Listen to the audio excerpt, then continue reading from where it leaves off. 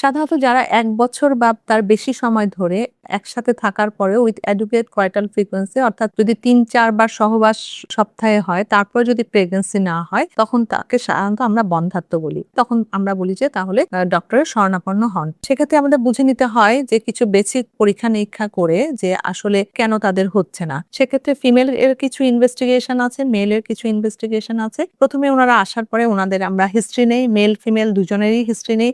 কারণ এসব ক্ষেত্রে আমাদের পেশেন্ট সাধারণত ২ জন থাকেন। একজন স্বামী এবং একজন স্ত্রী। অ্যান্ড আমরা সাধারণত কাপলকে একটা পেশেন্ট হিসাবে ডিল করি। এবং উনাদের দুজনেরই আলাদা করে হিস্ট্রি নেই। ফিমেলের এইজ, মেনস্ট্রুয়াল হিস্ট্রি, প্রেগন্যান্সির ইতিহাস আছে কিনা এগুলো খুবই ইম্পোর্টেন্ট। অথবা তার কোনো ডিজিজ আছে কিনা যেটা তার প্রেগন্যান্সিকে বাধাগ্রস্ত করছে। তার প্রেশার, ডায়াবেটিস এগুলোর কোনো সমস্যা আছে কিনা এগুলো সব আমরা হিস্ট্রিতে জিজ্ঞেস করি। তার আগে কোনো অপারেশনের হিস্ট্রি আছে কিনা, প্রিভিয়াস কোনো সার্জারি আছে কিনা এগুলোও হিস্ট্রির অন্তর্ভুক্ত। বা তিনি কোনো মেডিকেল ডিসঅর্ডারে ভুগছেন কিনা বা কোনো মেডিসিন খাচ্ছেন কিনা অথবা তার কোনো আগে টিউবারকুলোসিসের কোনো হিস্ট্রি আছে কিনা এগুলো আমরা সবকিছু জিজ্ঞেস করি। লাইন বাই লাইন এগুলো আমাদের খুব সুন্দর করে হিস্ট্রিগুলো নিতে হয়। কারণ হিস্ট্রি থেকে আমরা অনেক কিছু আইডেন্টিফাই করতে পারি যে তার একটা কজ আমাদের মাথায় চলে আসে কেন প্রেগন্যান্সি হচ্ছে না।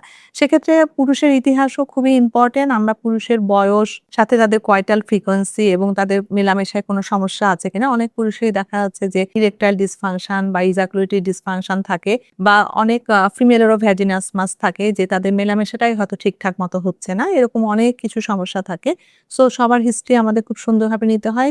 মেল হিস্ট্রির মধ্যে যেমন তাদের কয়টাল হিস্ট্রি যেমন ইম্পোর্টেন্ট, তেমনি তার কোনো মেডিকেল ডিসঅর্ডার আছে কিনা, তিনি কোনো ওষুধ খাচ্ছেন কিনা, তার ডায়াবেটিস, প্রেশার এগুলো ঠিক আছে কিনা বা তার কোনো টিউবারকুলোসিসের হিস্ট্রি আছে কিনা। হ্যাঁ? এগুলো সব হিস্ট্রি তার কোনো অপারেশনের হিস্ট্রি আছে কিনা, হাইড্রোসিল, হার্নিয়া বা তার যৌনাঙ্গে আগে কোনো অপারেশন এ ধরনের কোনো হিস্ট্রি আছে কিনা আমরা সবগুলো খুব সুন্দরভাবে নেই।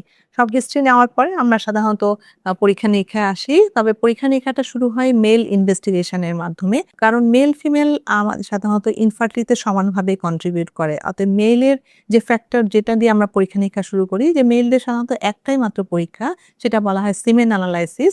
এটা খুবই ইম্পোর্টেন্ট একটা পরীক্ষা এবং এই একটি পরীক্ষা দিয়ে আমরা সাধারণত 50% ইনফরমেশন পেয়ে যাই।